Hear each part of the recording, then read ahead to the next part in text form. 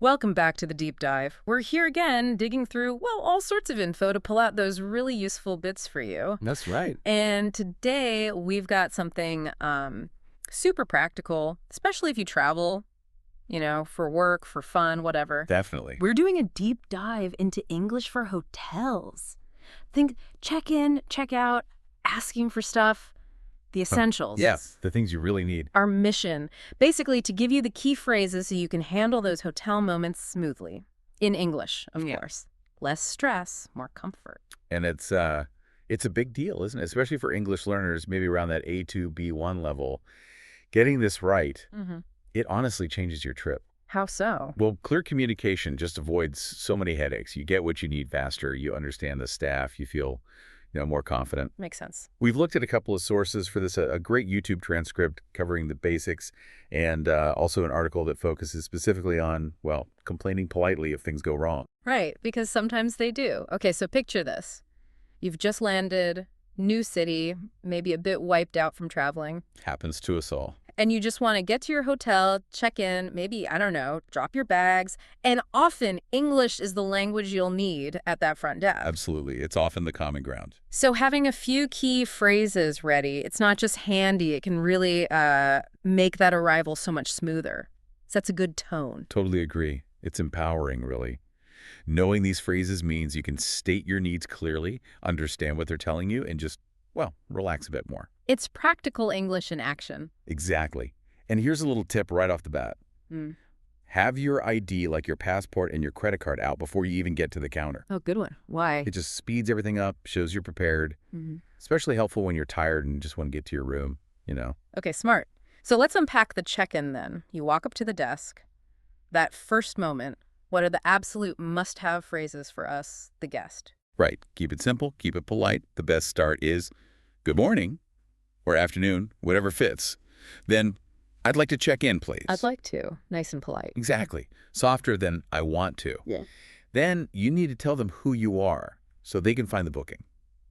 So something like, hello, I have a reservation under your name. Straightforward. And if you booked online, maybe through a third party, Yeah. having that confirmation ready is super helpful. You can just offer it, here's my booking confirmation, on your phone or put it out. Makes sense. Be prepared. So that's us talking. What about them? What are we likely to hear from the hotel staff during check-in? Okay, yeah. They'll almost always start with something like, may I have your name and reservation details, please? That's step one for them. To find you in the system? Precisely. Then they might confirm the length of stay, like, okay, I see your reservation here for 3 nights. Then comes the practical part. May I see your ID and credit card for registration? Pretty standard stuff. Very standard. For security and, payment. Sometimes, if you're lucky or part of a loyalty program, you might hear, Ooh, like an upgrade? maybe, something like, thank you for being a valued loyalty program member. As a special appreciation, we've upgraded your room. Always nice to hear. Definitely. Or they'll give you essential info right away, like our complimentary breakfast is served from 7 to 10 a.m. Or maybe the lounge offers dinner service from 5:30 p.m. for loyalty members.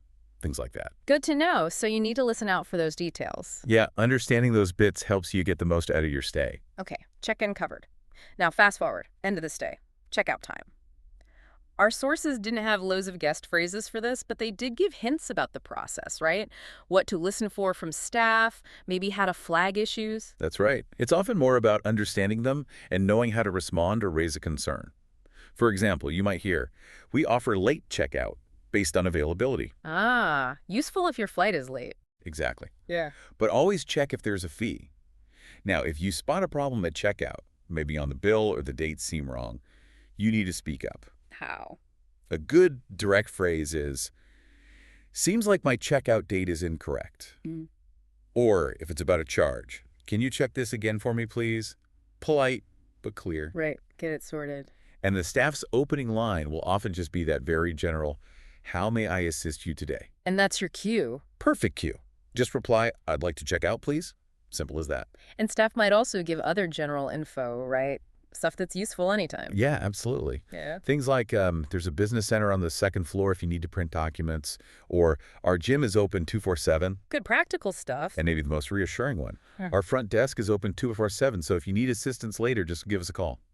Knowing they're always there helps. Definitely. Okay, so that's check-in and check-out. But what about, during the stay, when you just need something? Not a problem necessarily, but just a request. Ah, yeah, the day-to-day stuff, like figuring out the Mm. heating. Exactly, or asking for an extra pillow. Right. Well, hotels often signal they're happy to help. You might hear staff say something like, "We're happy to help with any special requests during your stay." Okay, so that's an open invitation. Pretty much. Now, let's say something isn't quite right, but it's not a huge disaster. Maybe you booked a room with a view, but you're facing a wall. Or you asked for a king bed and got twins. What then? A really useful, flexible phrase is just, "Can this be changed?" It's polite. It's a question, not a demand. Can this be changed? Got it. Or for instructions, like that tricky air conditioning unit. Always a mystery. Isn't it just, you can ask, "Can you tell me how to adjust the temperature, please?" Very polite way to ask for help. Okay, and what if something's broken or missing, like the TV remote doesn't work? Ah, the classic. For replacements, a great phrase is, "Can you replace them for me, please?" Or "Can you replace it for me, please?" Works for dead batteries, a faulty key card, maybe even asking for fresh towels. So can you replace is super versatile. Extremely. Again, using can you or could you keeps it polite. Right. Politeness is key. Yeah. But sometimes things do go wrong. Properly wrong. Maybe the room's not clean or it's incredibly noisy. Yeah, happens sometimes. And knowing how to complain effectively, but politely, is crucial. You want the problem fixed, right? Absolutely. Yeah. Without causing a scene. Exactly. One of the sources actually suggested starting with, "I'm sorry to bother you." Oh, interesting. Softens the blow. Yeah, it frames it nicely. Sets a cooperative tone. So imagine the room isn't clean. You could say, "Please, could you send someone to clean it as soon as possible?" Direct, polite, states the urgency. Okay. What about noise? Like traffic or a party next door? That's a common one. Instead of demanding, phrase it as a possibility question. Is it possible to move to a quieter room, please? Asking if it's possible. Smart. It is. And you can adapt that. If there's, say, a bad smell, maybe stale smoke. Is it possible to move to a non-smoking room, please? Same structure. Okay. Yeah. And what about errors, like on the bill, or maybe they got your booking dates wrong? Be direct but polite.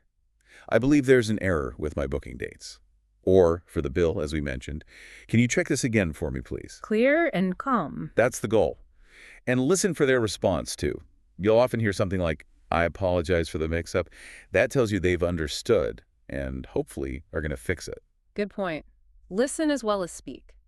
The main thing seems to be address issues quickly, don't let them simmer. Absolutely. Give the hotel a chance to put things right. This is all incredibly useful. Okay, now, let's switch gears slightly. We want you, listening, to get involved. Practice time. Yes. We'll repeat those key phrases slowly, give you a moment after each one to say it out loud. Ready? Let's do it, starting with check-in. Phrase 1, you walk up to the desk. Repeat after me. "Good morning. I'd like to check in, please." Pause. Next, identifying yourself. Hello, I have a reservation under the name your name. Pause. Offering your confirmation. Here is my booking confirmation. Pause. Now, what you might hear from staff. First, asking for your details. Listen. "May I have your name and reservation details, please?" Pause. And asking for ID and card. Listen. "May I see your ID and credit card for registration?"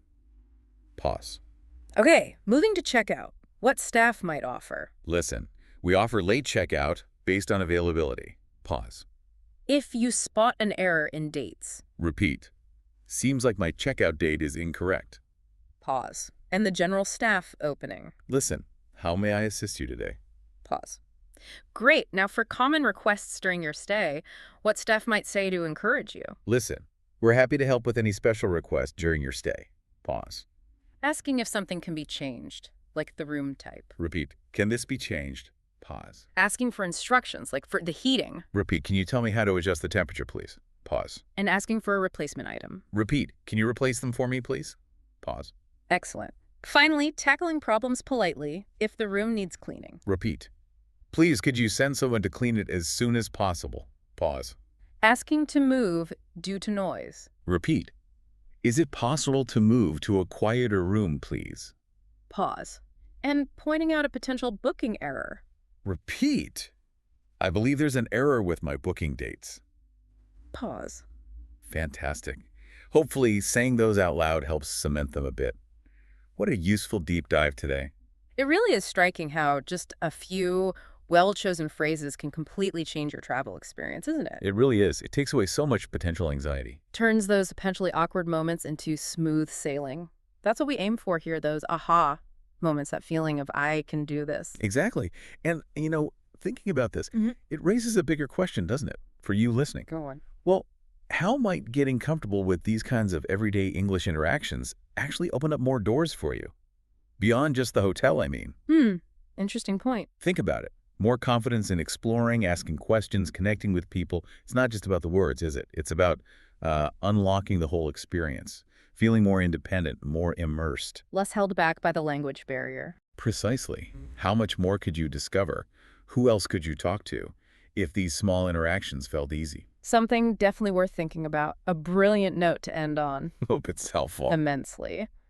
Well, that's all we have time for on this deep dive. Thanks for joining us. Yeah, thanks everyone. We'll be back soon to explore another topic. See you then. Before you go, remember this. Every word you learn makes you stronger. If you enjoyed this video, please subscribe to my channel. You'll find more lessons, more stories, and more English practice to help you feel confident in any situation. Don't forget to like this video and share it with someone who might need it. Let's keep learning together. See you in the next lesson.